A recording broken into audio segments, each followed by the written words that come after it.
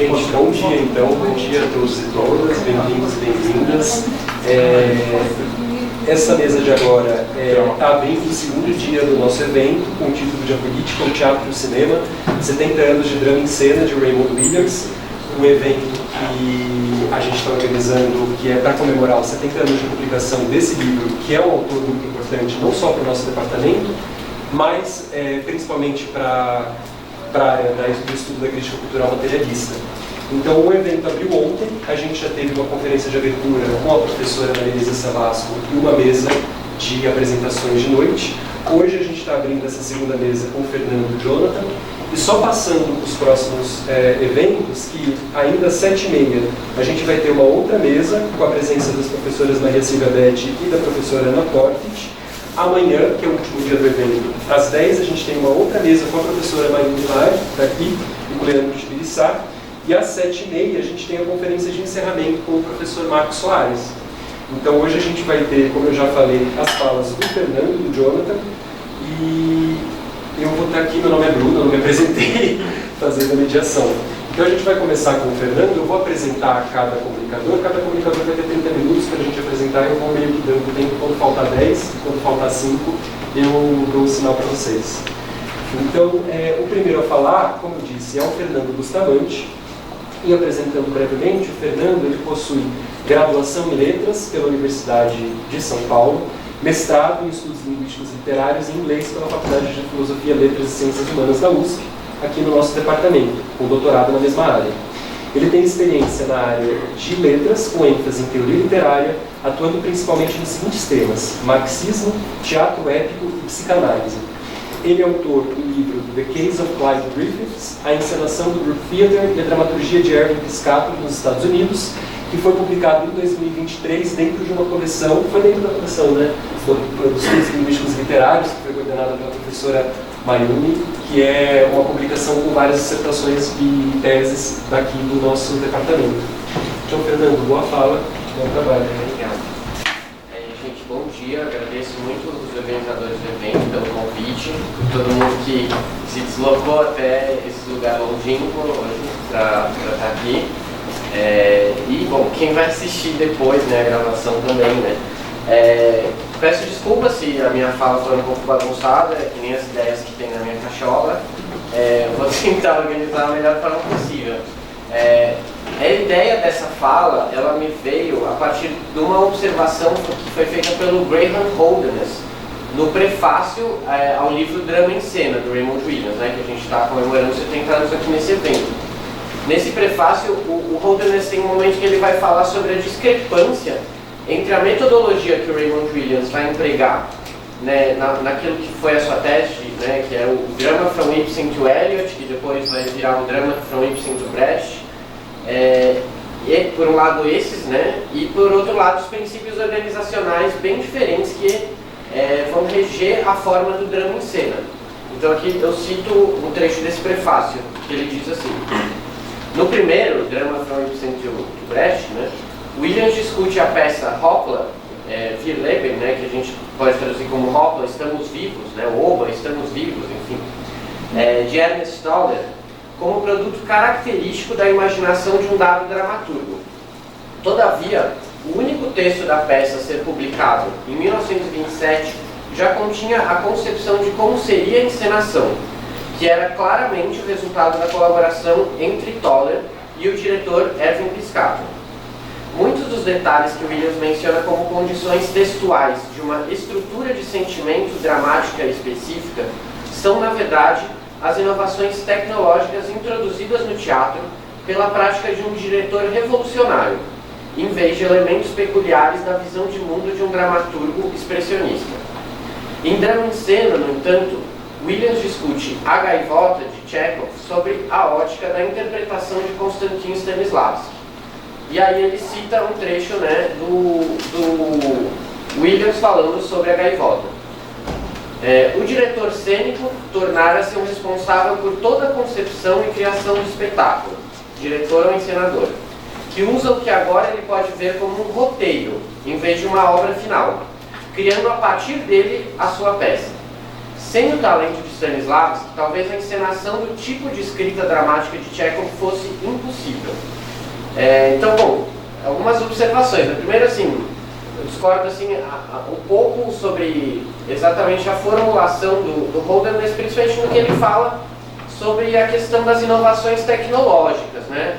Porque, na verdade, o Piscator ele sempre foi muito enfático em relação a isso. O que ele traz em relação à inovação tecnológica está sempre muito atrelado à concepção política, né, que ele tem da cena. Ele usa a tecnologia a serviço de uma concepção cênica, né, e não como um fim em si mesmo. Então, na verdade, quer dizer, essa questão aí que ele coloca uma contraposição entre estrutura de sentimento e inovação tecnológica, na verdade, a tecnologia no palco do Piscator, ela estava a serviço também de uma estrutura de sentimento, né, nesse sentido. Outra coisa importante é que essa peça, né, Hopla, ela finalmente vai ganhar uma tradução para o português, né, que está sendo feita pelo o professor Alexandre Villebord-Fleury, da UEM, que inclusive ele, achei muito interessante, né, que eu encontrei um podcast onde ele está falando sobre essa tradução, e ele fez uma leitura dramática, né, da tradução na universidade, né, onde ele dá aula, justamente a partir dessa concepção, né, de que como o Williams coloca o drama em cena, se o texto é feito pensando na cena, a tradução também vai ser feita pensando na cena. E ele queria ver como isso ficaria na boca, né, dos atores e dos não atores que fizeram essa leitura dramática. E a outra coisa que o Fleury fala, né, num texto que ele está tratando dessa tradução, que em 2014 teve uma edição crítica das obras de Ernest Toller, e ali pela primeira vez foram publicados o texto que foi utilizado na encenação de 1927 e um outro texto. Porque já em 1927 a gente teve outras encenações do Hopla que foram em Frankfurt, em Leipzig, e essas encenações não utilizaram o mesmo texto da encenação do Piscator. Só que o que chegou pra gente é o texto da encenação do Piscator, né? Enfim, eu não tive acesso ainda, né, a esse texto, espero eventualmente ter, mas acho que seria muito interessante justamente para fazer o exercício que eu quero fazer com vocês aqui hoje, que é de pensar que essa peça que chega pra gente, ela é, na verdade, uma contribuição entre Piscator e Toller, e ela também é uma disputa, né, entre as visões bastante diferentes que eles colocam, né. Então, o que o Holderless aponta é verdadeiro no sentido, né, e muito importante da gente considerar nesse sentido de que esse texto, que é amplamente difundido, não é fruto de uma dramaturgia isolada e que a gente tem que seguir os passos que o próprio Williams ensina pra gente no drama em cena, que é pensar o texto a partir do seu contexto de produção, de circulação e da produção e da encenação que é feita, né? Como essa encenação vai interagir com o texto, né? Porque seria muito interessante, né? No caso do Chekhov, né?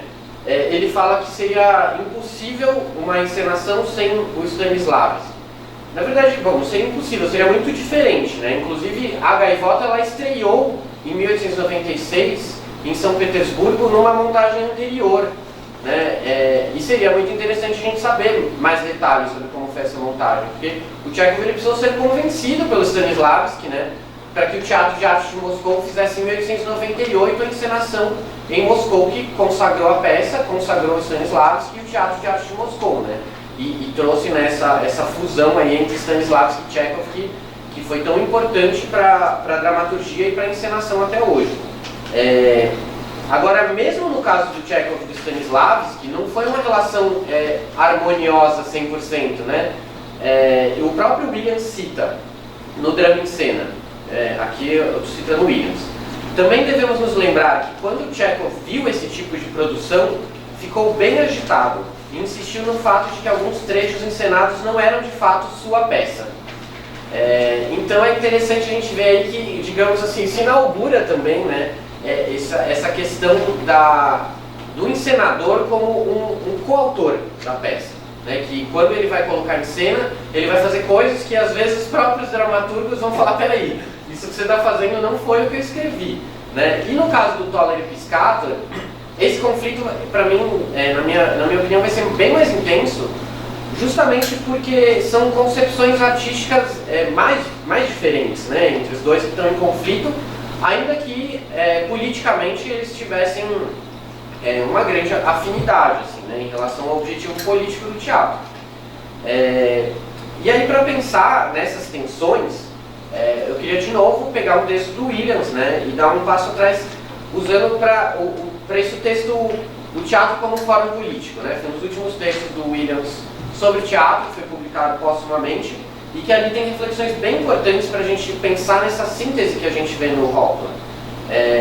Quando o Piscator escreveu em 1929, né, esse livro, o Teatro Político, que era uma espécie de síntese que ele vai fazer da experiência dele nos 10 anos da República de Weimar, né, de 1919, quando ele faz o teatro A Tribuna, em Königsberg, até 29, quando ele publica o livro. Ele vai falar sobre toda essa experiência, né, do desenvolvimento disso que ele chama do teatro político, e aí ele vai colocar duas coisas fundamentais como os antecessores do teatro dele. No plano da cena, ele vai falar sobre o Volksbühne, né, ou cena do povo, cena popular, né, que era o teatro que tinha sido criado ali no final do século XIX por pessoas ligadas à social-democracia alemã, e que queriam levar um teatro para o povo, né? A gente pode ligar a criação do Volksbühne a uma certa tradição internacional que remonta ao Teatro Libre do Antônio na França, né? Que foi, digamos, a tentativa de criar pela primeira vez um teatro voltado tematicamente e em questão do público que frequenta para as camadas populares que naquele momento estavam alijadas do teatro, que havia sido, digamos, sequestrado pela classe dominante há muito tempo, né, em questão dessa instituição teatral consolidada. Óbvio, né, que existiam teatros em outros lugares fora dessas instituições. E aí nessa tradição internacional que vai fundando esses teatros, né, com o que aquilo que o Raymond Williams vai chamar de dissidências da classe dominante, da burguesia, a gente pode inserir o próprio Teatro de Arte de Moscou, do Stanislavski, do Niemerov Dantinka. A gente pode inserir os Little Theatres que surgiram nos Estados Unidos na década de 10, 20, e a gente pode inserir o Volksbühne alemão, né? Ainda que na Alemanha a gente tem uma peculiaridade, né, no desenvolvimento desse teatro, justamente pela presença do maior partido operário do mundo, que era a social-democracia alemã, né? Então vai ter uma ligação ali entre, às vezes, os sindicatos, né? Inclusive tem um racha, né, no começo do Volksbühne, entre a ala que queria fazer mais uma coisa mais arte pela arte e a que queria fazer uma coisa mais ligada ao movimento dos trabalhadores. Depois eles voltam a se fundir, etc. Então, por um lado, assim, o Volksbühne é para o Piscator um antecedente do trabalho dele. Por outro lado, no campo da dramaturgia e da literatura, ele vai falar do naturalismo como antecessor da sua obra, né? Ele fala que o naturalismo transformou o teatro num fórum político.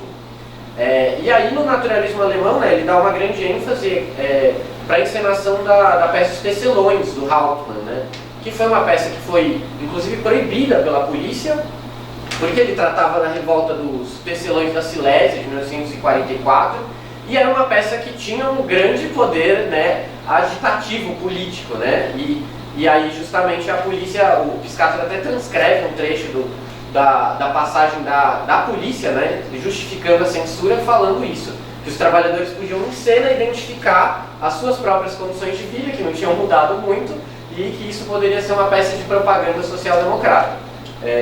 Então, né, é um reconhecimento bem importante do papel político do teatro por parte da polícia alemã naquele momento. Além disso, bom, a visão que o Williams coloca, na verdade, ela é muito próxima dessa visão que o Piscator coloca, né? Nesse texto, o Teatro como Fórum Político, ele vai situar no naturalismo o ponto de partida fundamental para o teatro moderno, né? O teatro modernista. E ele vai colocar ali 5 características fundamentais que ele considera que o naturalismo fez no teatro, e que ele fala que a gente, na verdade, só não fala tanto dessas características porque a transformação foi tão completa que é uma coisa que meio que se naturalizou, né? Que a primeira é o uso de temas contemporâneos nas peças. A segunda, o uso de temas nativos, né? E não de outros lugares exóticos. Terceiro, a presença da fala cotidiana e coloquial. Quarto, a extensão da presença de todas as camadas sociais em cena. as camadas populares que não apareciam, né? E quinto, o secularismo, no sentido da exclusão de toda a agência metafísica sobre as ações humanas. Quer dizer, eram ações humanas que iam determinar ali o destino do que acontecia no palco, e não coisas fora dessa ação propriamente humana. E aí ele fala que, digamos, nesse sentido do naturalismo modernista, como ele fala, ele localiza uma proposição central que ele chama de humanista e secular, que ele fala que era inicialmente liberal, mas que depois passa a ser socialista, né? Que era a proposição de que a natureza humana não era, ou pelo menos não decisivamente, imutável e atemporal, mas sim social e culturalmente específicas, né? Isso aí é uma porta de entrada justamente para a gente pensar o que vai ser o teatro épico, né? E o teatro do Piscator. Então, o Williams ele vai prosseguir nessa análise distinguindo o que ele chama de uma convenção naturalista, né, em que o cenário perfeccionista e realista ele se torna um personagem com novos locais sociais e as suas falas sendo reproduzidas no palco, que é esse sentido transformador, e o que ele vai chamar de ou acomodação naturalista ou hábito naturalista, que é, digamos, quando isso vira uma convenção cênica sem sentido político, né? Vira só uma reprodução automática, digamos, do cenário, super realista, etc., mas perde esse caráter justamente transformador. E aí ele fala que o que tem de mais claro nesse naturalismo modernista, de Ibsen, passando pelo trabalho inicial de Strindberg e de Chekhov, é a seleção desafiadora das crises, das contradições e das áreas obscuras e inexploradas da ordem burguesa de seu tempo. Ou seja, né, pegar justamente aquilo que não era tratado em cena. E aí ele vai falar que tanto o naturalismo como o modernismo foram recebidos com denúncias furiosas pelo que eles mostravam da sociedade burguesa. Peças, por exemplo, que questionavam os padrões de feminilidade, como Casa de Bonecas, do Ibsen, Senhorita Julie, do Strindberg, são alvos bastante destacados, né, dessa crítica. Então, falando sobre essa incursão, né, ele vai dizer que tanto o naturalismo como o modernismo também tem uma base social comum, que são dissidências da burguesia que vão se agrupar nesses teatros, digamos, fora do teatro hegemônico, né?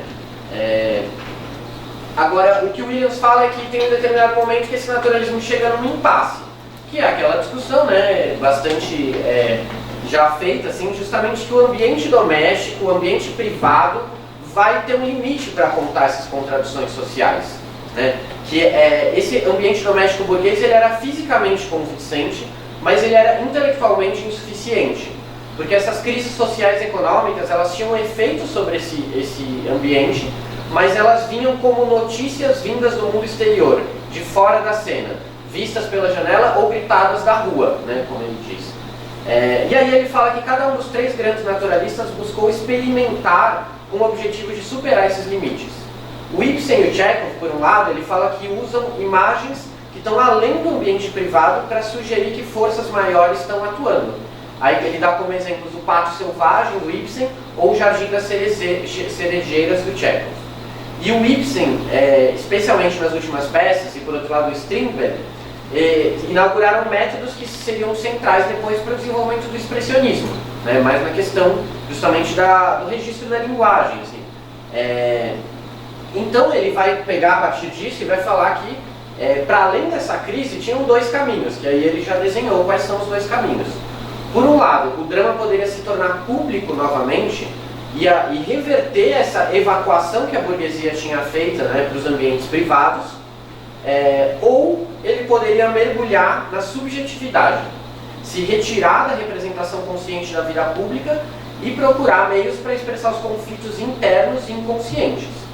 E aí a rejeição ao naturalismo vai seguir, né, um pouco nesses dois caminhos que, obviamente, né, essa separação, ainda que ela exista, ela também tem um caráter didático, porque nem sempre é tão preto no branco as coisas, né? E aí a gente vai entrar no tema que é justamente a República de Weimar, né? Eu não vou Eu não vou tentar aqui resumir em 30 segundos o que a República de Weimar foi, isso é impossível, né? Mas é fundamental a gente pensar que foi um momento histórico, né? Que estava cercado, né, pela Revolução Russa, pelas revoluções derrotadas na Alemanha, pelo fim da Primeira Guerra Mundial, pelo Tratado de Versalhes, por uma crise econômica imensa na Alemanha. Então, na verdade, era um momento assim, de crise aguda onde, digamos, a estrutura de sentimentos estava em disputa ali, né, entre diferentes forças políticas. E essa peça, o Toller e o Piscator, né, como personagens atuantes nesse contexto político, né, os dois foram soldados no fronte de guerra, né. O Toller primeiro foi entusiasmado com a guerra, depois ele chega lá e vê que não era motivo de entusiasmo nenhum. O Piscator sempre foi crítico, mas não vendo em quem se apoiar, ele foi para a guerra. E o Toller ele sempre teve uma visão meio pacifista, né? Quando ele começa a se opor à guerra, ele vai criar uma liga da juventude alemã pela paz, né? E ele vê a guerra, primeiro assim, uma visão pacifista e depois uma visão meio geracional, porque ele via que os culpados pela guerra naquele momento era a geração dos pais que mandaram ele para a guerra, e que seriam os filhos, né? A juventude que foi para o front que poderia se opor efetivamente à guerra.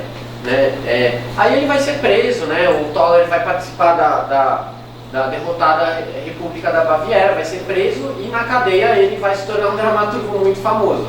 Né? A peça dele, de Wandlung, né? A Transfiguração, vai ser a primeira peça dele que vai fazer um grande sucesso. Inclusive, depois do sucesso dessa peça, o governo alemão vai propor um perdão da pena dele, que ele recusa e decide continuar preso. Ele depois se arrependeu, mas já era tarde demais. Né? E ele vai continuar escrevendo, né, dentro da cadeia, assim. E aí, as peças dele vão... o Toller é um exemplo muito interessante desse caminho, né, que vai explorar a subjetividade. Que na verdade, assim, né, se a gente pega esses dois rumos que o Williams desenha, o Piscator claramente vai pelo primeiro, fazer do teatro um fórum político e público, né. Em 1920 ele vai fundar o Teatro Proletário, com a ideia de ser um palco do trabalhador revolucionário, um teatro que ia para cervejarias, para os clubes operários, ia fazer teatro fora da caixa, para poder chegar nos trabalhadores e fazer um teatro de agitação e propaganda, né? E o Toller vai escrever peças que vão lidar com o sofrimento subjetivo, com o dilaceramento subjetivo, né, dessas pessoas. Assim. No prefácio, a peça dele, O Homem-Massa, que aliás é a única que foi traduzida até hoje para o português, né, que seja de meu conhecimento, ele vai explicar essa divisão dele. Ele diz assim: em minha capacidade política, eu procedo a partir da suposição de que unidades, grupos, representantes de diversas forças sociais, variadas funções econômicas têm uma existência real, que certas relações entre seres humanos são realidades objetivas. Como um artista, eu reconheço que a validade de tais fatos é altamente questionável. Ainda resta ser determinado se existimos como indivíduos. A obra do Toller vai ser marcada por essa divisão, assim, né? E ele diz que ele viveu isso subjetivamente, né, na sua atuação política. Então, enfim, eu vou ter que cortar um monte de coisas aqui, que não vai dar tempo, mas para ir direto ao ponto, né, o Piscator, em 1919, ele já queria fazer essa peça do Toller, aquela primeira, né, a Transfiguração. E ele não chegou a fazer, porque o teatro dele foi fechado pela polícia, etc., mudança de planos. Mas quando ele vai fazer essa peça, ele diz assim, né, diz aqui no Teatro Político, que em 1919, quando ele quis fazer essa peça, eu planejei uma produção da Transfiguração que iria diferir, em princípio, da de Berlim, pelo fato de que os cenários seriam construídos tão realisticamente quanto possível, a realidade da guerra como eu a havia experimentado. Eu até retrabalhei a linguagem com o objetivo de sugerir a Toller, que ele possa me perdoar, até hoje ele não sabe a obscuridade desse pensamento, como ele poderia libertar seu estilo de seu expressionismo lírico. A escola expressionista não me apontava um caminho. Eu já me encontrava profundamente comprometido politicamente. Então o Piscator, é interessante que assim, quando ele volta para Berlim, sai do front e volta para Berlim, ele já era muito crítico do expressionismo, né? Ele vai dizer que o expressionismo era uma revolução, mas era uma revolução do individualismo. E ele diz que é reacionário, porque é um movimento que reage contra a guerra, mas que reage contra o coletivismo da guerra. Né? Se a gente pensar na visão que o Lenin propunha, né, da guerra como parteira de revoluções, de transformar a guerra numa guerra revolucionária, era muito a ideia do Piscator, né? E ele falava que o expressionismo queria, digamos, voltar para antes da guerra, né? E também privilegiar uma concepção do ego, né? Se ligar a essa coisa, por exemplo, da psicanálise, etc.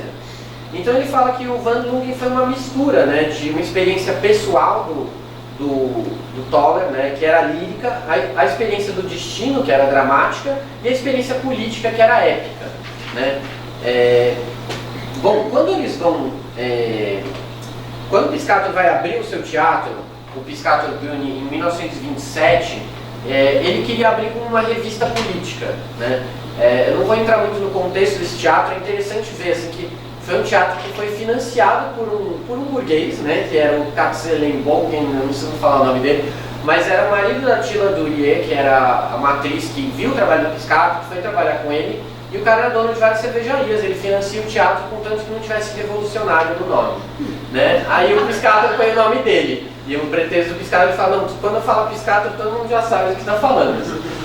E aí ele quer fazer uma revista política, né? Ele encomenda essa revista política para um colaborador dele, que é o Wilhelm Herzog, e a ideia era fazer uma revista política abarcando todo o período da Revolução, porque a ideia dele era analisar a natureza da Revolução de novembro de 1918 e demonstrar todos os fatores envolvidos na sua ascensão e na sua derrota.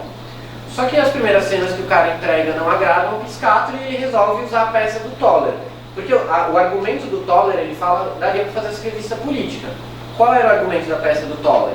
Tinha um grupo de revolucionários, em 1919 são presos, eles são condenados à morte, e aí no último momento a sentença é comutada, um deles enlouquece, né, o Carl Thomas, e é internado num sanatório, num hospício. Os outros são liberados.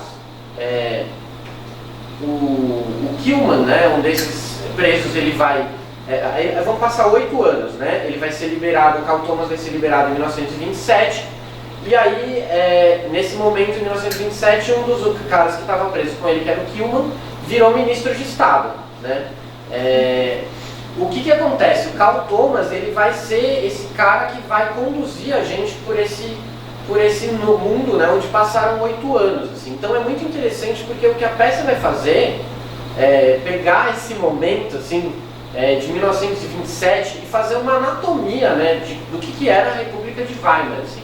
Então era um momento assim, em 1924 tinha tido o plano de auxílio econômico, o plano Dewey, que veio a grana do exterior, né, e aí deu uma relativa estabilidade econômica. Em 27 a gente já vê ali claramente, né, o crescimento do nazismo que vai aparecer representado na peça em figuras como o psiquiatra. Né. É muito interessante a conversa que ele tem com o psiquiatra, porque parece que inclusive o Toller se baseia numa experiência que ele teve, né, de conversar com o Kraepelin, que é um dos pais da psiquiatria moderna e que foi médico dele quando ele foi internado num hospício.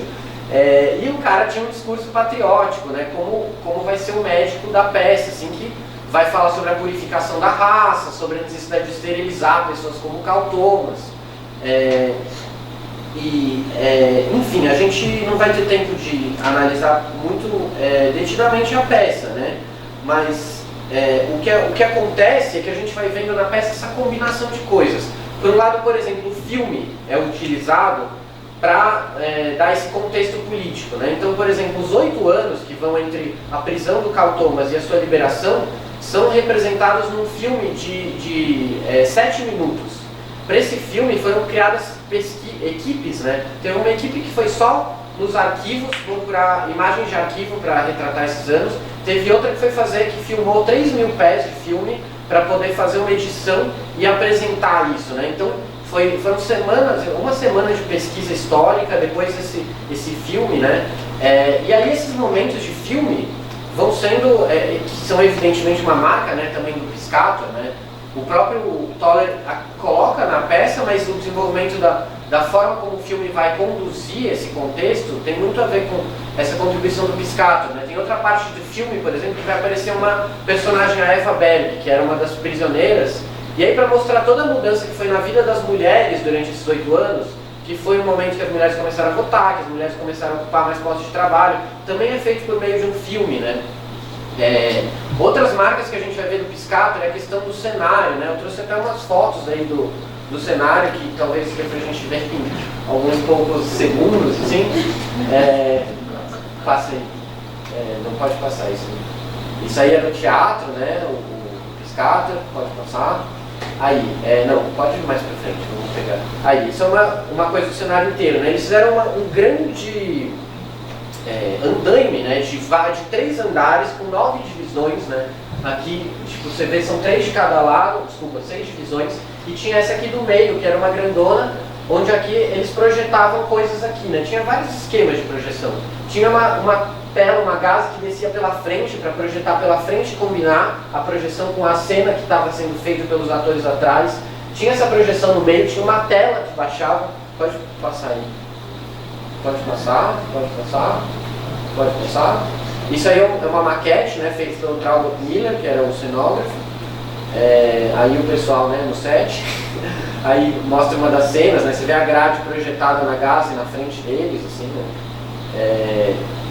Pode passar. Pode passar. Aqui mostra, né, uma cena real, você vê que tinha as divisões, e aí quando mudava de uma coisa para outra, né, ele representava vários ambientes, assim, tinha um hotel, tinha prisão, e quando mudava de uma cena para outra, eles iam iluminando diferentes cômodos, dava para fazer cenas simultâneas, né.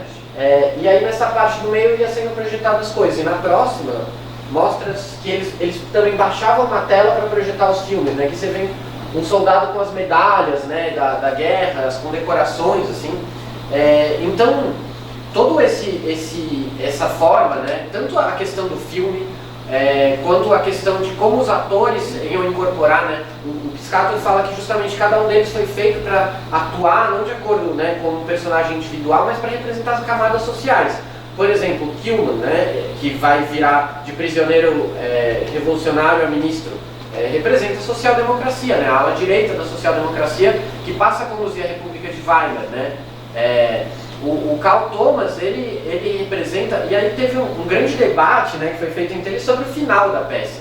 O que acontece é que o Carl Thomas, ele decide matar o Kilman, e aí ele vai com um revólver lá, só que quando ele tá para matar, chega um estudante nazista e mata o Kilman primeiro, né, e que ele queria matar o Kilman porque o Kilman era traidor, e o estudante nazista queria matar porque ele era um esquerdista, né. Que sintetiza também bastante, né, qual era a posição da social-democracia ali comprimida, né, entre o crescente comunismo e o crescente nazismo, né. Agora, o que acontece é que o Thomas é preso, né, porque acham que é ele que foi o assassino, e aí no final da peça vão prender o assassino verdadeiro, só que antes dele descobrir isso, ele se mata. E aí, enfim, esse final, o Piscator diz que foi muito discutido, que depois o Toller não concordou. E o que o Piscator fala, assim, ele fala, bom, dada a peça como ela foi construída, não tinha como ter outro final. Porque o Thomas, ele era um sujeito que não era um revolucionário consequente, ele era um romântico, ele era um cara... Ele inclusive dá um exemplo de que pouco tempo depois da peça, 3 operários anarquistas se mataram num outro lugar, e ele fala assim, não, claro que não tem a ver com a peça, eles nem viram a peça, mas para mostrar como expressava o meu espírito de época ali, né? E em 1939 o Toller vai se suicidar em Nova York, depois da derrota da Revolução Espanhola. E aí o Piscator vai discutir, né, no texto que ele escreve sobre a morte do Toller, que ele, quando ele ficou sabendo da morte do Toller, ele imediatamente lembrou, né, dessa discussão. E ele falava que o Toller, né, ficou muito... que ele queria mudar, digamos, tudo, na verdade. Ele não queria que a peça terminasse assim, só que para não terminar assim, ele tinha que mudar muitas outras coisas. Então, a peça ela vai trazendo uma espécie de conciliação, onde na verdade nenhum dos dois ficaram felizes, né? O Toller vai depois se lamentar de ter feito tantas concessões ao Piscator. Ele disse que agora ele preferia um diretor que não visse a profundidade toda da peça do que um que colocasse muito de si mesmo na peça. E o Piscator, por outro lado, vai falar, não era bem a peça que a gente queria para inaugurar o teatro, mas né, Deus fazer aquilo lá, assim. E ele dá exemplo, né, de diálogos, assim, por exemplo, quando o policial intercepta o Carl Thomas com a arma na mão, e ele fala assim, você encontrou essa arma? E aí o Carl Thomas dá uma resposta para ele, assim, meio assim, como eu sei, como você sabe? né? Afinal, o próprio revólver pode nos enganar. Tipo, uma resposta meio assim, que o Piscator fala, meu, ele mesmo, o Toller, via que essa resposta era impossível. Então ele tenta consertar depois com o policial falando, você vai levar a gente mais a sério, hein? Tipo, quer dizer, falando... Então ele vai mostrando que em determinados momentos vão aparecendo, né, essas questões do Toller e às vezes são muito interessantes, né? Por exemplo, só para finalizar com esse exemplo, tem uma cena no hotel em que está discutindo uma liga dos trabalhadores intelectuais, assim. E aí ela é retratada de uma forma bem expressiva, bem caricata, assim, né? E eles ficam lá debatendo, assim, sobre o amor livre, e tem um deles que começa primeiro a falar sobre o casamento, que os casamentos devem ser feitos com pessoas de estirpe superior para a purificação da raça. E aí tem um outro que é um poeta que ele fica o tempo todo interceptando o cara, falando assim, isso está escrito no Marx? Foi o Karl Marx que disse isso? Tipo, e aí quando esse cara vai discursar, ele fala assim, meu, isso aí não tem nada a ver, né, o cara que fala do Marx. Ele fala, a gente precisa entender como é que a gente vai redimir o proletariado. Aí os outros começam a falar, não, mas questão de ordem, isso não tem nada a ver. Aí o cara fala, então vamos se ferrar todos vocês, e vai embora, assim, né. E aí eles chamam o Carl Thomas para perguntar sobre os instintos sexuais dele, se ele copularia com... Ele chama assim, camarada garçom, o Carl Thomas está chamando de garçom lá. Então, camarada garçom, você transaria com a primeira mulher bonita que aparecesse ou você consultaria seus instintos? E aí o cara fala assim, meu, o que vocês estão discutindo, né? Se o proletariado se redimir, como vocês estão falando, o que você acha que vai acontecer com vocês? E aí eles xingam os caras e vai embora, assim, né? Mas então, tipo, quer dizer, é uma cena que assim, não é muito piscatoriana, né, no sentido de como são representados os personagens, mas serve como uma denúncia muito contundente ali de como estava essa situação dessa inteligência, né, desses setores que já, digamos, iam reproduzir um discurso nazista, mesmo que dissessem, né, que tivessem ali falando que estavam procurando redimir o proletariado, né, e aí, enfim, né, as críticas depois, que também não vai dar tempo de falar para vocês, mas elas algumas percebem essa fusão, né, falam assim, que o que está acontecendo ali era justamente, né, que a visão do Piscator tirou o romantismo dessa escrita do Toller, né, e colocou em cena uma peça que foi uma agitação política, assim, que depois, né, inclusive não está no texto publicado, mas na encenação, o Piscator cita isso, depois que o Carl Thomas se mata na cadeia, uma das companheiras dele que estava presa fala assim, nós só temos duas opções, ou se enforcar ou mudar o mundo. E aí depois disso todos os trabalhadores que estavam no teatro levantaram e começaram a cantar Internacional, né? E aí, que nem como no teatro do Shakespeare que a gente ontem, tinha os grounders ali, né, que eram as sessões especiais, que eram a juventude ligada ao Volksbühne, e tinha os assentos caros da burguesia, que foi lá para ver o Piscator porque ele era uma sensação, né. Então ele diz que essas pessoas ficaram muito constrangidas, né, quando os trabalhadores começaram a transformar a apresentação de teatro num evento político, né. Então, enfim, é isso que dá tempo de falar, né, gente, mas é muito interessante essa peça que mostra justamente assim, como essas duas visões de conflito, né, essas duas reações ao que estava acontecendo naquele momento, né, por um lado o expressionismo, por outro a criação do teatro épico e político, né, se encontram nesse momento que é a apresentação dessa peça do Toller e do Piscator, né, que acho que vale dizer que ele é um coautor aí nesse caso, né. Obrigado, gente.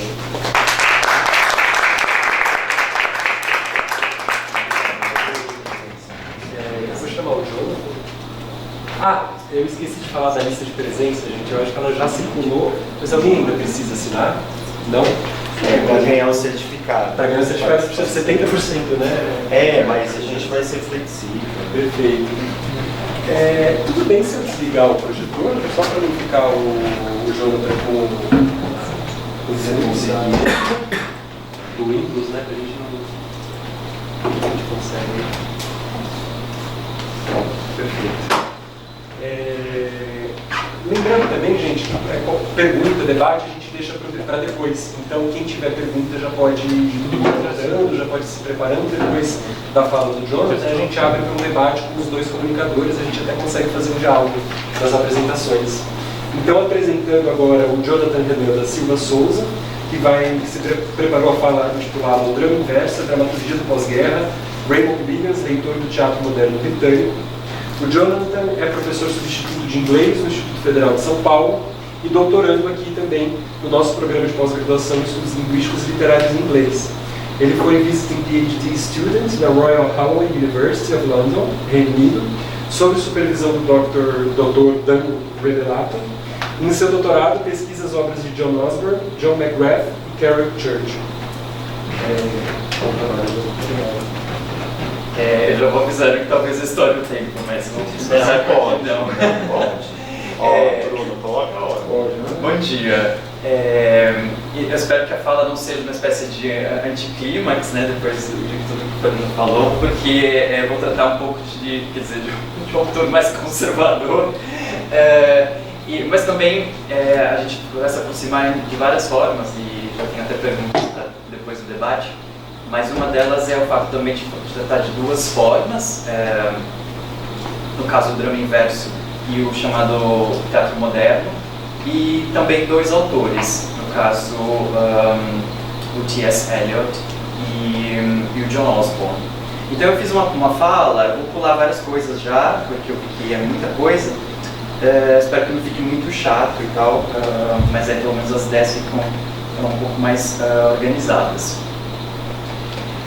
O dia 8 de maio, o ano 1956, o local Sloane Square, Londres, o teatro Royal Court Theatre, a peça Duckback-Anger, traduzida no Brasil como Olhar para Trás com Raiva, ou filme, eu não esqueci o nome do filme, depois eu leio. O autor John Osborne. De acordo com a historiografia hegemônica, a feliz coincidência dessas coordenadas teria sido responsável por um novo teatro na Grã-Bretanha. Era a chegada de um fenômeno que desde 1880, segundo Peter Zonde, já vinha ganhando terreno na dramaturgia europeia, o drama moderno.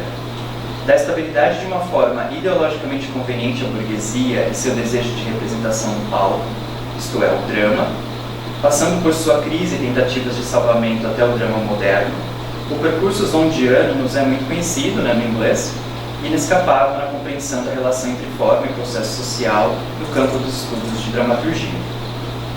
Nesse panorama chama a atenção, porém, a ausência de autores britânicos ou ingleses, o que coloca questões sobre o estatuto de tal teatro em relação ao que se fazia na Europa e nos Estados Unidos, já que Zonde elege, inclusive, exemplos estadunidenses em sua análise das fissuras e tentativas de superação do drama.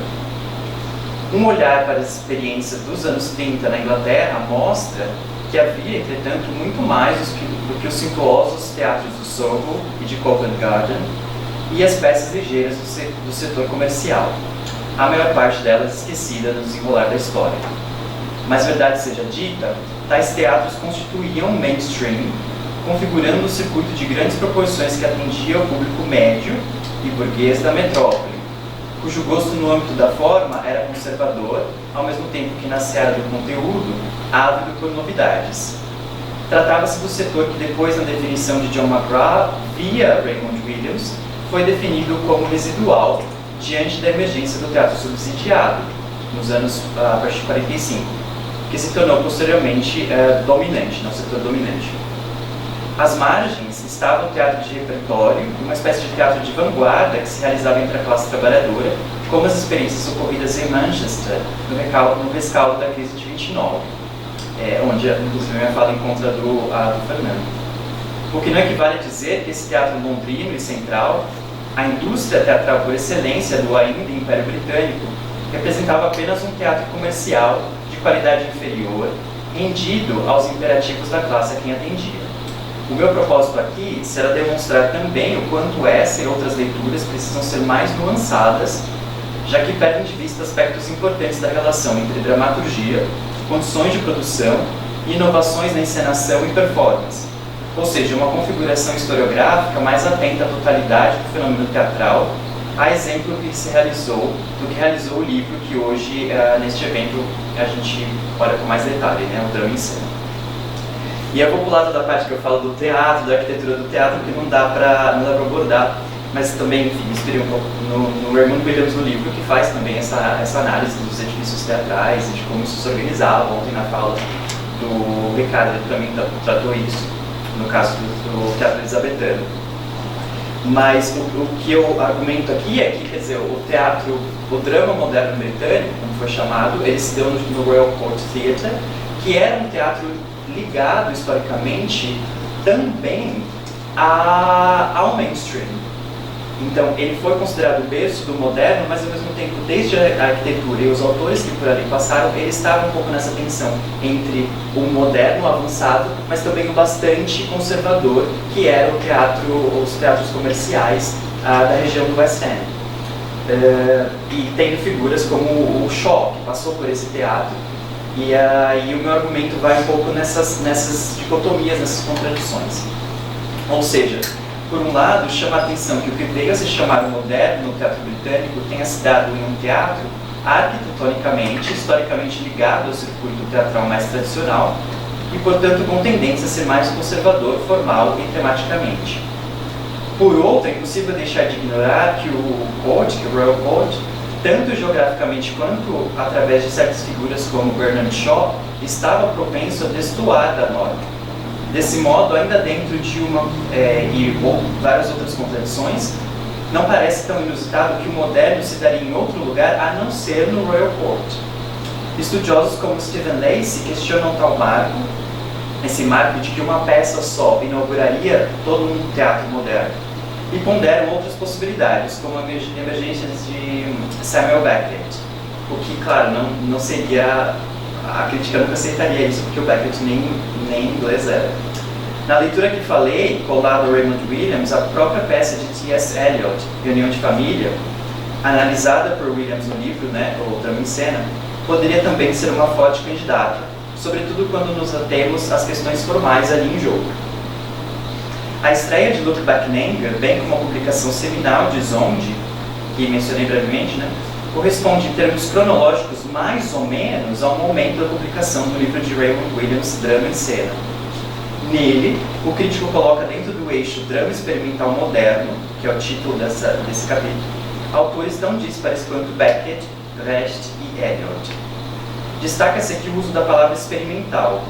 Logo no início, Williams aponta a importância da experimentação dos teatros como o Court. E aí, as citações do Raymond Williams eu vou pular aqui, vocês conseguem encontrá-la no texto, mas ele vai falando que a importância desses teatros como o Royal Court é crucial, porque é onde se dava esses novos estilos, essas novas convenções, só que elas não conseguiam persistir exatamente pelas condições de produção. O que vai mudar, claro, ao longo do tempo com o estabelecimento do teatro subsidiado, financiado pelo Estado, que foi inclusive o caso da English State Company, que tinha sua sede no Royal Court Theatre. Esse trecho que eu acabei de parafrasear do Raymond Williams está na página 178, da edição brasileira, da Kozak Naif de 2010. No caso do Royal Court e da English State Company, tal estabilidade somente seria possível, como mencionei, depois do financiamento estatal, à época da escrita do livro, ainda em seus estágios iniciais. A leitura de Williams, desde aqui, contrapõe o consenso pós-1956 de que tudo o que havia sido feito até então era irrelevante e se comparado à ruptura causada pela peça de John Osborne. Seriam apenas comerciais, seriam peças só comerciais ou desprovidas de primor técnico ou qualquer experimentação na forma. Nesse sentido, Williams já antecipa o revisionismo de décadas depois e reabilitaria autores que vão desde T.S. Eliot até Terence Rattinger.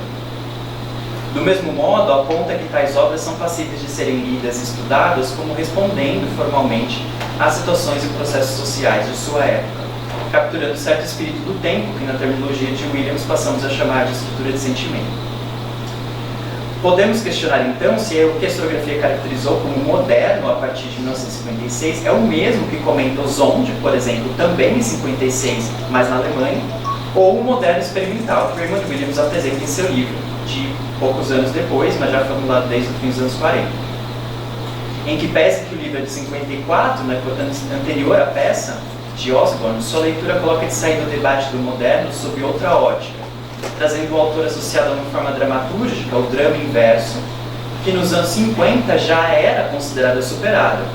Então esse resgate sinaliza desde a escolha da obra uma preocupação com a relação entre texto e cena, cerne do argumento do livro e definidora na análise de de Reunião de Família, do Eliot, que coloca pontos interessantes a esse debate sobre o moderno, a ideia de ruptura e certo avanço formal conservador, que é a tônica que também se verifica na obra de Osborne, e que, enfim, é o que eu tento argumentar, né, que as peças se parecem e se distanciam muito também por isso.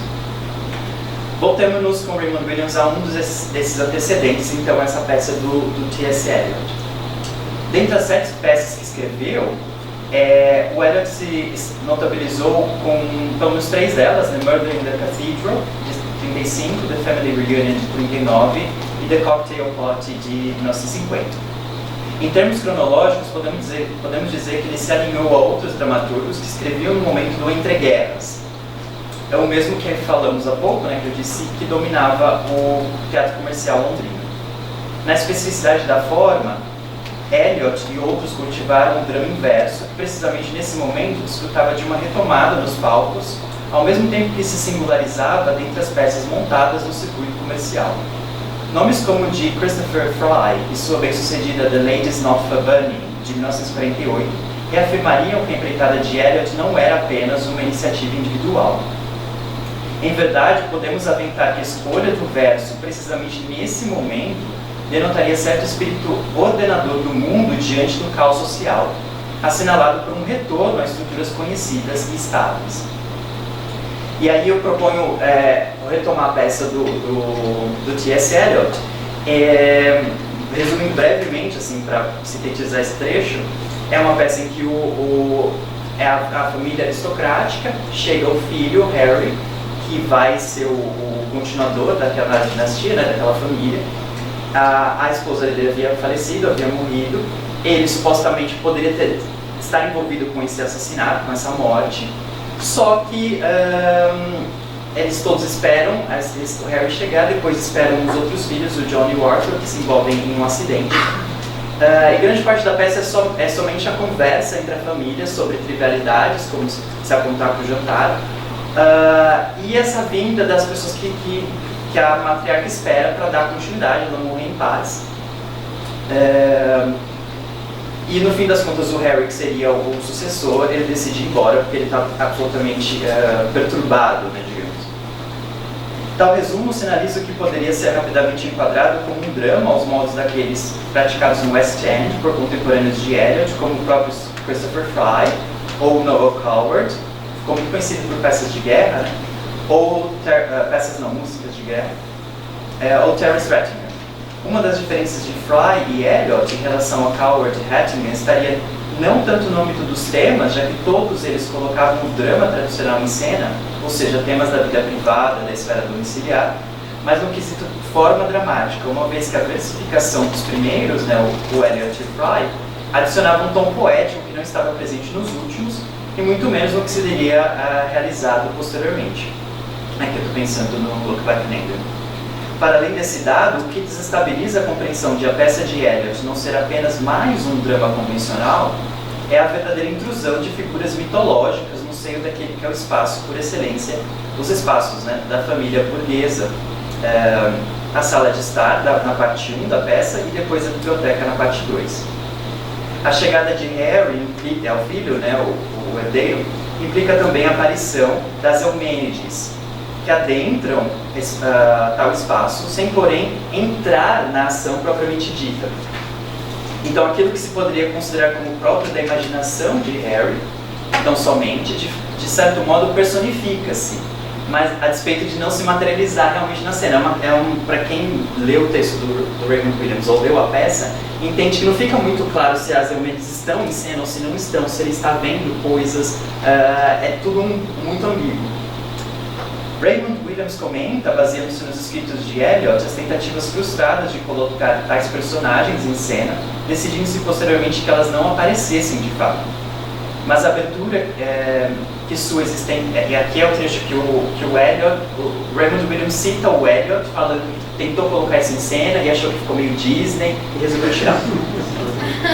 Mas a abertura que sua existência coloca ao drama implica desdobramentos de grande peso, pois ocorre em uma contradição aguda com o ambiente doméstico e fechado do espaço da peça. O fato de elas serem vistas fora da área física do enredo algo remetido pelo abrir e fechar de janelas, delimitam desde o texto o rompimento com o drama tradicional e possibilita uma possível experimentação na cena, rejeitada eventualmente por Eliot. Há uma tensão aqui colocada entre a materialidade do espaço burguês e a imaterialidade das figuras mitológicas, que aí Raymond Williams vai falar que só se pode falar delas, né, das Eumênides, e que são uma espécie de força destrutiva do drama do Eliot. Tal intrusão desestabiliza e mina com sua força destrutiva, né, citando exatamente ele, a forma escolhida por Eliot, e não parece se tratar da inclusão de personagens advindos de outros tempos históricos ou mitológicos dentro da ação propriamente dita, o que só ocorreria abertamente décadas depois no teatro britânico. Aí estou pensando no Carrie Churchill. Isto é, essas figuras destoam largamente do padrão de dramatis personae próprio do drama tradicional. Contrapondo tal constatação, sua aparição na lista de personagens da peça, né, questiona o próprio conceito de personagem do drama, já que uma das marcas de sua presença na peça é precisamente sua ausência no domínio da ação dramática mediada pelo diálogo. Aliás, nesse aspecto, que é crucial para a forma dramática, o diálogo, a peça de Eliot rompe também drasticamente, algo que Raymond Williams aborda brevemente, mas que, na minha visão, é determinante para a sua caracterização dentro do experimentalismo do moderno, denotando a priori uma maior radicalidade em relação, inclusive, àquela que seria consagrada como a peça moderna britânica. Que é um pouco esse meu argumento, de que a peça anterior do Eliot, ela parece que já avança coisas que a peça que seria considerada a moderna não faz, porque ela é em muitos aspectos conservadora na forma. O diálogo interpessoal, predominante no início da peça, dá lugar progressivamente a monólogos e momentos nos quais os personagens falam, mas não dialogam entre si. Em especial as personagens Harry e Agatha e Harry e Mary, que são o que o Raymond Williams fala, dois planos desencontrados, mas que não se chocam. Inclusive essa coisa de personagens que falam não se ouvem, lembram a análise do Zund também do Chekhov. O enfrentamento e o choque não ocorrem, os personagens fecham sem seu próprio eu, mesmo quando são agrupadas em coro, rompendo novamente com o caráter interpessoal do drama vigente então. O papel da forma do verso prepondera aqui, mantendo um registro de embate dentro do ordenado e civilizado, típico das classes altas e aristocráticas. Nada mais distante daquilo que se daria com Dr. Buckingham e seu caráter quase antipoético. A experiência da guerra, ainda em processo de escalada para Eliot, já é passado para Osborne, nos anos 50. E as tentativas de manter uma ordenação praticamente é uma perda de tempo. De qualquer modo, as fissuras na peça de Eliot estão ali e parece que esses dois planos desencontrados, em palavras do Williams, denotam quase como se tivéssemos Beckett dentro do drama burguês. Já a formação de coros com as personagens secundárias, ao aproximar a peça dos dramas gregos, afasta-se novamente das convenções em vigor, colocando as personagens principais como vozes coletivas, que utilizam, no entanto, a primeira pessoa e produzem falas sem um destinatário claro, podendo ser hipoteticamente inclusive a plateia, considerando que não há marcações de rubrica específicas. Aí aqui eu também já estou avançando muito, porque é como se ele estivesse quebrando a quarta parede, mas acredito que não é o caso. A não mediação de tais configurações adicionam novas camadas de desconexão entre o espaço do drama e suas convenções, que parecem quase que libertar a estrutura do fechamento que a escolha por essa forma, o drama fechado, reafirma, algo reforçado pelo próprio edifício teatral e o palco tradicional, que aí foi o trecho que eu pulei no começo. Raymond Williams sinaliza a discrepância entre o que aparece e o que não aparece, o que é personagem e o que não é.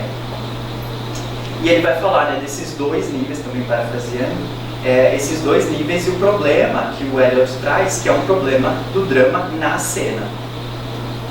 Os dois planos de ação.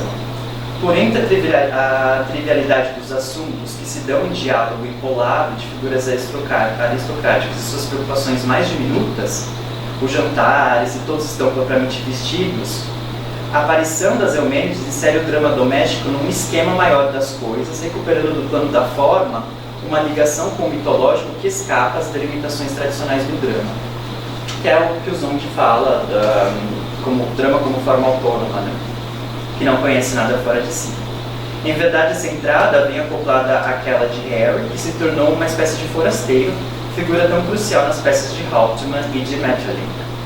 Não se trata, entretanto, de qualquer forasteiro, já que uma das principais preocupações das personagens é que ele assuma seu papel na família e dê continuidade aos seus negócios, garantindo a reprodução social de sua classe. Tal preocupação se reflete no motivo mais recorrente da peça, que vai aparecer várias vezes, que é a mudança ou a não mudança. Obrigado. No de Wishwood e daqueles que ali vivem.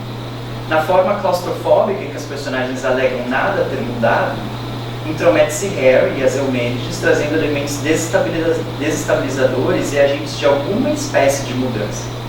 Na contramão disso, as repetições de versos, situações, imagens, ideias repõem uma permanência muito afeita ao que busca Amy, a matriarca, desde o início. A manutenção do establishment de sua posição de classe, a qual Harry frustra, desde a forma da peça.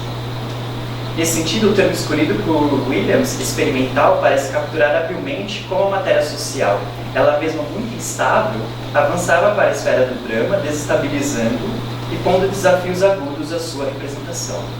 Algo ainda não totalmente claro na Inglaterra antes de Brecht e Beckett. A peça, lembrando, é do fim dos anos 30. Tanto que tais figuras extra-dramáticas foram retiradas da cena e só se pode falar delas, como disse o Raymond Williams. Em verdade, podemos aventar que tal termo, experimental, utilizado por Williams para caracterizar esse moderno, não estavam tampouco muito distante de processos sociais em andamento no período da escrita da peça, no fim dos anos 30. Vide as experimentações mais tenebrosas, como a descoberta da fissão nuclear, justamente em 1938, um ano antes, preparando o terreno para a Segunda Guerra, ou na esfera artística, considerando que as vanguardas europeias teatrais do início do século ainda chegavam no Reino Unido nos anos 30. E tudo isso a partir de uma forma já bastante desafiadora, como o drama inverso. E aí eu vou terminar esses 10 minutos fazendo um comentário sobre o drama inverso e o drama moderno. Em se tratando desse drama inverso, em língua inglesa, no século XX, observa-se que primeiramente se tratou de um fenômeno tipicamente britânico e não coincidentemente cultivado por figuras como T.S. Eliot. Do ponto de vista historiográfico, muitas vezes o teatro do período entre guerras é ignorado, como se de Bernard Shaw a Harold Pinter não houvesse um teatro de destaque, ou que merecesse qualquer comentário, algo contestado por alguns críticos, que questionam essa ideia de que seria uma cultural wasteland, que não tinha nada, só mato, desde o Shaw. Como mencionamos, já na escolha dos materiais, verificamos a importância de Raymond Williams como analista do teatro do período na construção de uma historiografia que desse conta de verificar, mesmo em produções a princípio conservadoras, germes de formas avançadas, como se caracterizou o drama moderno em seu processo de esfacelamento do drama mais tradicional. Com benefício, aí eu faço um comentário sobre a questão do drama moderno a partir do George Zeppelin, mas não cabe aqui. O que ele fala aqui é porque o Raymond Williams também contesta essa ideia que apareceria de que os pais do drama moderno seriam somente o Brecht e o Beckett. Não dá para desdobrar aqui. Com o benefício da distância histórica, a escolha por abordar a obra de Eliot parece reposicionar assim os parâmetros que à época se valorizariam na caracterização do chamado drama moderno, assentado sobretudo na ideia de que com John Osborne haveria uma nova classe social no palco, a qual se encontrava refletida a partir de um novo público dos teatros londrinos, especial no Royal Court. Não somente se trataria de uma outra classe social, mas também de outra faixa etária, e o drama moderno seria, portanto, nessa leitura, um fenômeno da classe trabalhadora e da juventude, conforme se expressou um dos críticos mais influentes à época, Kenneth Tynan. Tal delimitação muito se nutriu do fato de que os dramaturgos eram eles mesmos mais jovens e que, portanto, trariam um novo, algo contestável quando olhamos a peça de Osborne no detalhe. Que a peça ficou famosa, supostamente, e foi considerado um marco, supostamente por colocar a classe trabalhadora em cena, que foi algo contestado ao longo do tempo e que, inclusive, Raymond Williams vai vai estar nessa disputa da historiografia. Nada mais distante da peça de Eliot, que tem por personagens membros de uma classe superior e cujo público pertencia a essa mesma classe em um teatro, esse sim, inegavelmente do circuito comercial, enquanto o Luc Backnanger supostamente teria circulado entre membros da classe trabalhadora. Como ficaria evidente décadas depois, Raymond Williams simpatizava com uma reavaliação dessa leitura hegemônica, isto é, de que a forma do moderno, inaugurada pelo Royal Court, mesmo colocando personagens da classe trabalhadora como protagonistas, e na peça do Eliot, né, a gente sabe que a classe trabalhadora são só os serviçais que aparecem muito brevemente. A peça de Osborne não era destinada à classe trabalhadora, nem tampouco avançava suas pautas ou eram representadas para essa classe. Haveria, assim, uma espécie de falácia em associar o moderno ao popular ou à classe trabalhadora, algo que a análise de Williams já aponta ao deflagrar experimentos formais modernos numa peça bastante conservadora em seus temas.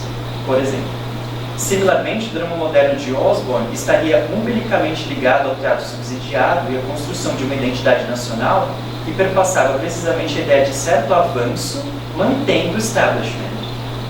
Tudo isso no caldo dos anos 50, com a emergência da Rainha Elizabeth, essa ideia de uma nova nação é construída do pós-guerra, né? E o quanto o teatro também cumpriu um papel nessa narrativa, né? Sendo assim, Luc Backnanger, com seu anti-herói raivoso, linguagem violenta, mais numa estrutura familiar que repõe esse construto. Do mesmo modo, podemos ler Eliot em chave quase inversa. Certos experimentos na forma, mas temas muito acomodadores. E ambos desafiando a relação entre drama e cena, texto e cena, desde edifícios teatrais convencionais.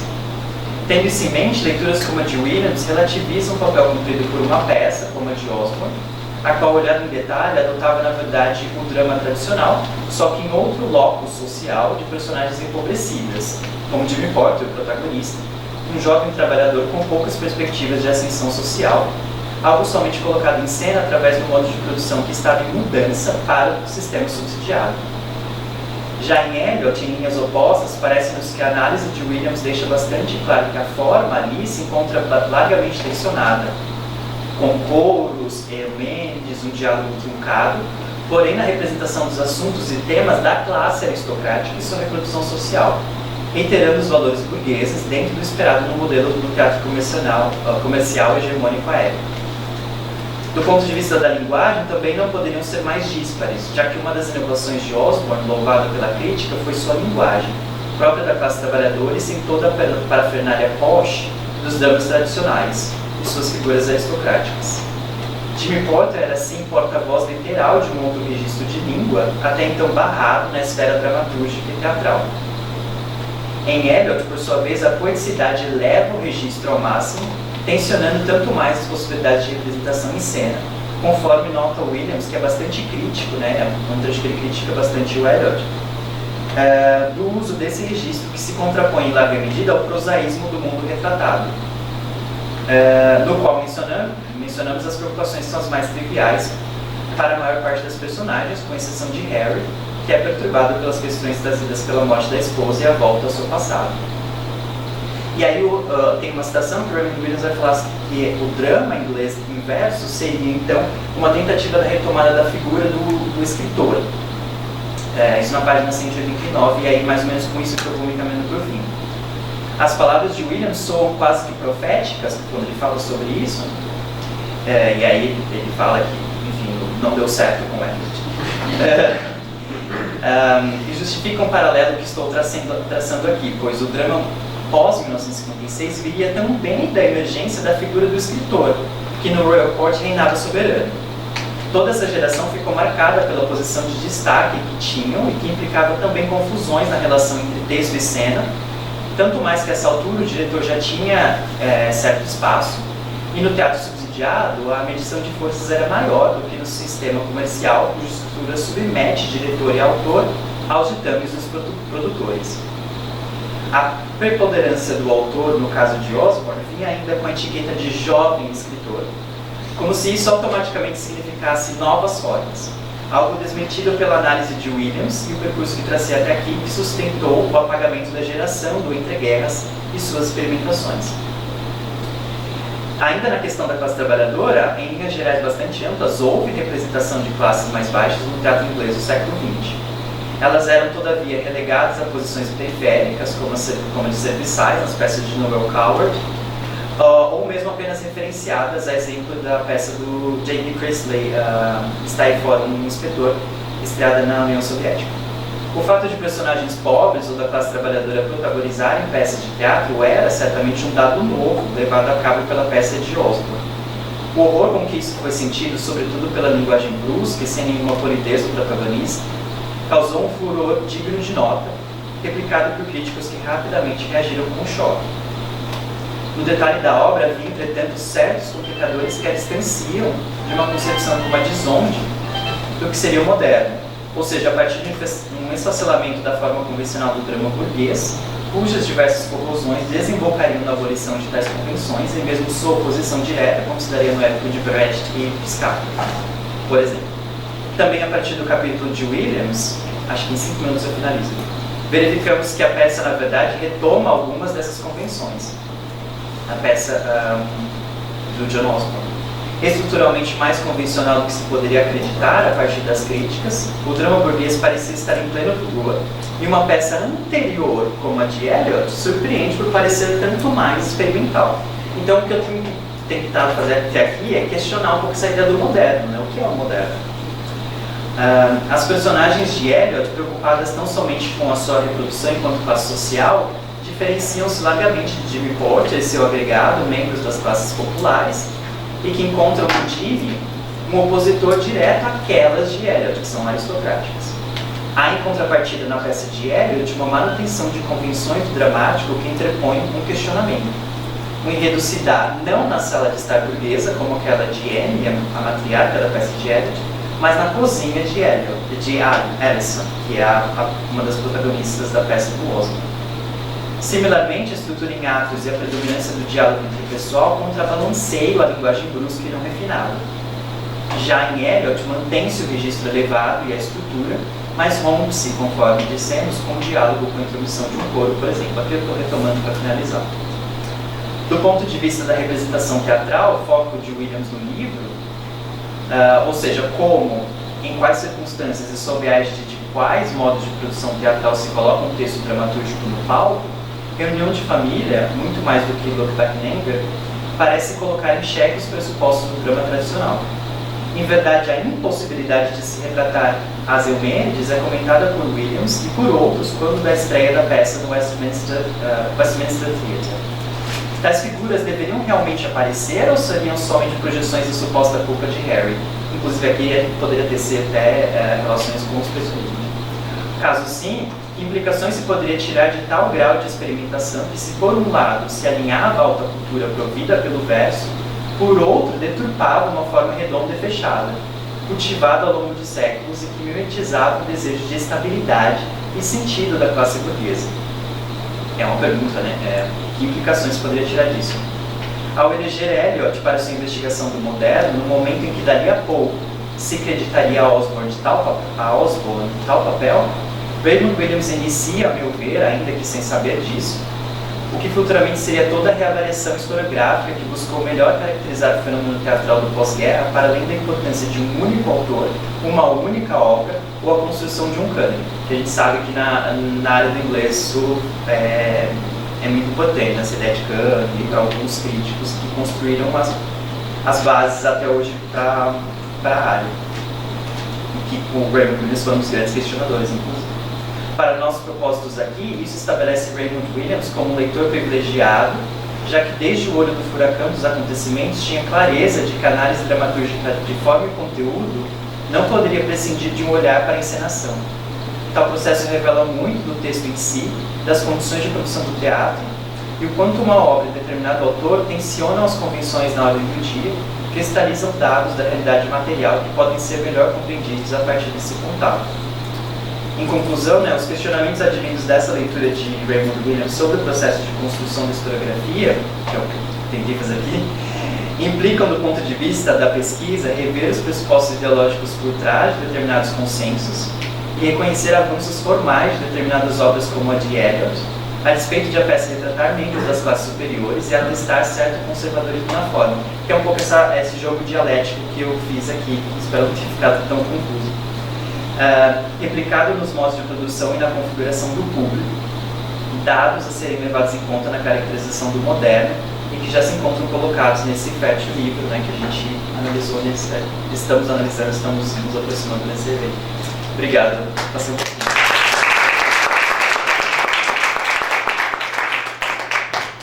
Fernando, vamos voltar? Só uma coisa, eu vou desligar a câmera assim pra eu não ficar à vontade pra fazer falar mal, falar bem. Só que como é, onde eu desligo? Ah, você fala. Produção.